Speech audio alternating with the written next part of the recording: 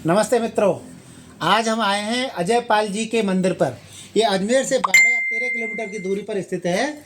और अजय पाल जी जिन्होंने अजमेर राज्य की स्थापना की और अजमेर नगर बसाया। तो ये क्या है, यहाँ पे जो चित्र लगे हुए यहाँ पे बताया जाता है कि वो जो अजय पाल जी थे वो सवेरे बकरी चराते थे और शाम को दरबार लगाते थे। इतने दिव्य हैं। और इनका ये मंदिर है। आइए हम आपको मंदिर के दर्शन कराते हैं। नमस्ते नमस्ते प्रणाम। ये अजय राज महाराज का मंदिर है और ये अजयसर गांव है। यहाँ पे 12-13 किलोमीटर की दूरी पे अजमेर से अजयसर, तो यहाँ पे स्थित है। और काफ़ी प्राचीन जो पत्थर है यहीं का लिया गया है। काफ़ी प्राचीन दिखाई दे रहा है। जो भी कुछ यहाँ पे जैन मूर्तियाँ भी हैं, उसके अपरवंश हैं। और जो काल है अजय राज जी का, जो काल बताया जा रहा है, उस समय मिश्रित हमारे यहाँ पे विचारधारा थी। हम जैनों का भी आदर करते थे, बौद्धों का भी, और सनातन का भी। कहीं पहचान में नहीं आता था। तीनों ही मतों को मानने वाले लोग थे उस समय। तो उनका काल समय। तो ये जो चित्र है, दोबारा से दिखाइए इसको। ये चित्र में है, इसमें लिखा हुआ है अजय पाल जी का बचपन का रूप, बकरियां चराते हुए सुबह का रूप है। नीचे कुछ है तो वो अभी छूट गया है, हट गया है, कह नहीं सकते क्या लिखा था। आइए अब हम आपको पीछे का हिस्सा मंदिर का दिखाते हैं। यहाँ पर अभी इस समय शिवलिंग विराजमान है। शिवलिंग ये नंदीश्वर का रूप है। मुझे ऐसा लग रहा है कि नंदी को बनाया गया है। शिवलिंग की स्थापना है। आइए देखो, मंदिर पे कारीगरी यानी सीमित है, बहुत ज़्यादा भी नहीं है, लेकिन कारीगरी भी है। ये चट्टानें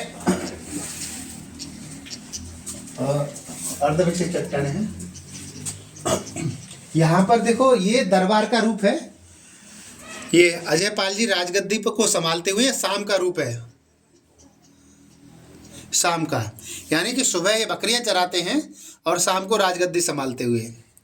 ये अजय पाल जी महाराज जो अजमेर के राज्य के संस्थापक हैं और अजमेर नगर की स्थापना करने वाले हैं।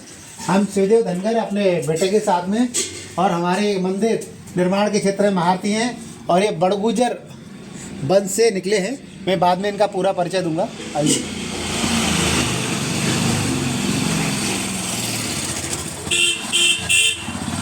ये जो मंदिर है, जिस ग्राम पंचायत में आता है अजयसर,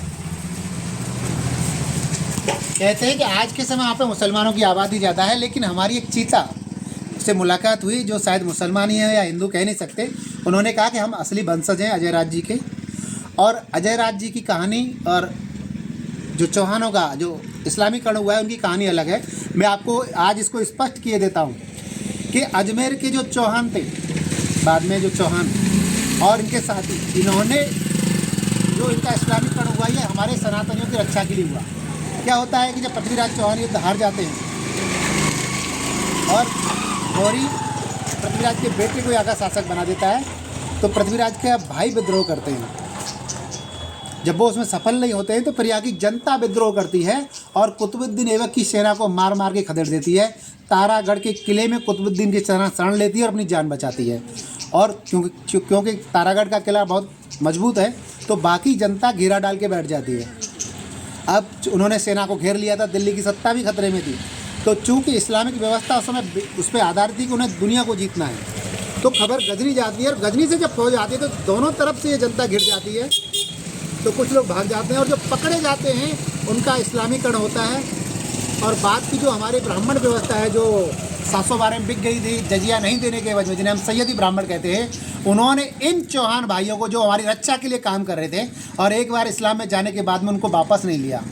और हम ऐसे जो भी चौहान हैं, हम उनसे इस बात के लिए क्षमा मांगते हैं जिनका इस्लामीकरण हो गया था और वो वापस नहीं आने दिया गया। इस बात के लिए हम उनसे क्षमा मांगते हैं। और हमारा ये कहना है, आप परवाह किसकी कर रहे थे? जब चौहानों ने अन्ना सागर झील बना दी थी, एक बार इसमें स्नान कर लेगा वो सनातनी हो जाता है। आप दोबारा इसको करते, रोक कौन रहा था? अच्छा, प्रणाम।